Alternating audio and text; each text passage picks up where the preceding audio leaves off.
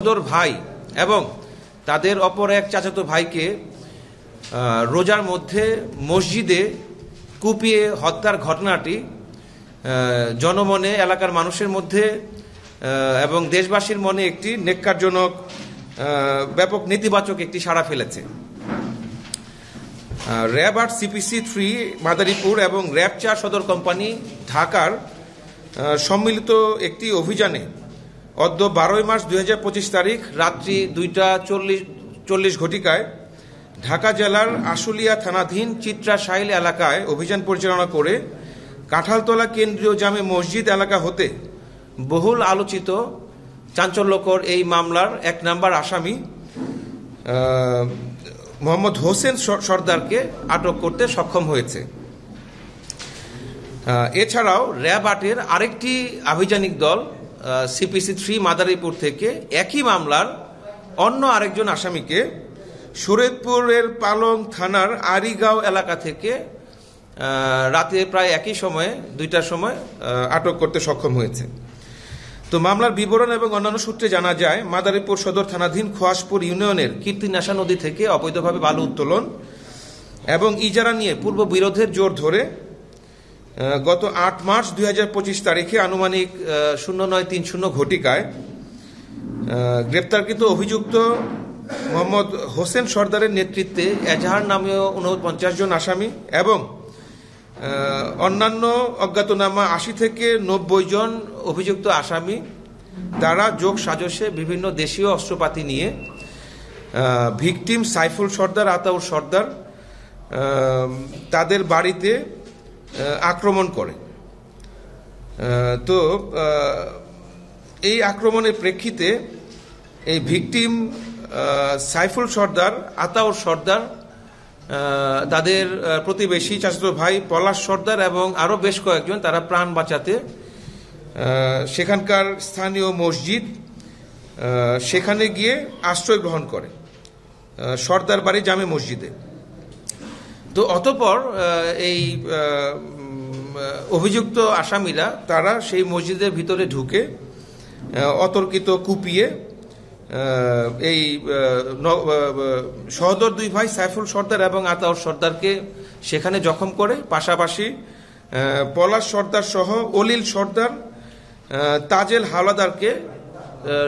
হাওলাদার সহ আরো বেশ কয়েকজনকে আহত করে মসজিদে ফেলে যায় এবং যাওয়ার সময় এই সাইফুল সর্দার, আতাউর সর্দার সহ আরো কয়েকজনের, আরো ৪ জনের ৪টি বাড়ি তারা জ্বালিয়ে দিয়ে সেখান থেকে চলে যায়। পরবর্তীতে এলাকাবাসী তারা এই আহত তাদেরকে মসজিদ থেকে বের করে কাছাকাছি মাদারীপুর সদর হাসপাতালে নিয়ে যায় এবং কর্তব্যরত চিকিৎসক এই দুই ভাই সাইফুল সর্দার এবং আতাউর সর্দারকে মৃত বলে ঘোষণা করে এবং পরিস্থিতির অবনতি থাকায় অলিল সর্দার, পলাশ সর্দার এবং তাজেল হাওলাদারকে ঢাকা মেডিকেল কলেজ হাসপাতালে রেফার করা হয়। তো নিয়ে যাওয়ার পরে তৃতীয় ভিকটিম পলাশ সর্দার তিনিও ঢাকা মেডিকেল কলেজ হাসপাতালে মৃত্যুবরণ করেন। উক্ত এই ঘটনাটি এলাকায় ব্যাপক চাঞ্চল্যের সৃষ্টি করে। বিভিন্ন ইলেকট্রনিক মিডিয়া এটি বহুলভাবে সম্প্রচার করা হয়। এলাকার দেশের মানুষের মনে এটি একটি নেতিবাচক ছায়া ফেলে। তো এই ঘটনাটি আমাদের নজরে আসলে হত্যাকাণ্ডের সাথে সম্পৃক্তদের আইনের আওতায় নিয়ে আসার জন্য আমরা আমাদের গোয়েন্দা নজরদারি বৃদ্ধি করি।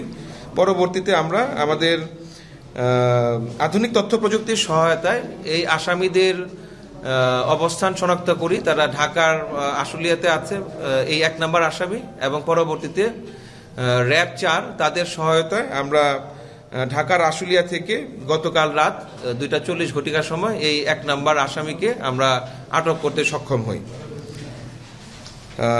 গ্রেপ্তারকৃত অন্য একজন আসামি যাকে মাদারীপুর থেকে গ্রেপ্তার করা হয়েছে, শরীয়তপুর থেকে গ্রেপ্তার করা হয়েছে, তাকে অলরেডি মাদারীপুর সদর থানায় হস্তান্তর করা হয়েছে এবং আমাদের গ্রেপ্তারকৃত ১ নম্বর আসামি যাকে আমরা বর্তমানে আমাদের ব্যাটালিয়নে আছে তাকে মাদারীপুর সদর থানায় হস্তান্তরের কার্যক্রম চলমান রয়েছে। অদ্যাবধি যেটা হয়েছে যে এলাকা যারা এটার সাথে জড়িত, অনেক লোক জড়িত, মামলা হয়েছে ৪৯ জনের নামে এবং পাশাপাশি আরো ৭০ থেকে ৮০ জন অজ্ঞাতনামা আসামি আছে। তো সবাই এলাকা থেকে আত্মগোপনে চলে গিয়েছে। আমরা এখন পর্যন্ত সেই অস্ত্রগুলো উদ্ধার করতে পারিনি, বাট আমাদের প্রচেষ্টা অব্যাহত রয়েছে। এতক্ষণ পর্যন্ত আমরা যেটা জানতে পেরেছি এবং এজার বর্ণনায় আমরা যেটা জানতে পেরেছি যে সেখানকার লোকাল যে বালু বাণিজ্য আছে তারা অবৈধভাবে সেখান থেকে বালু উত্তোলন করে, যতটুকু আমরা জানতে পেরেছি।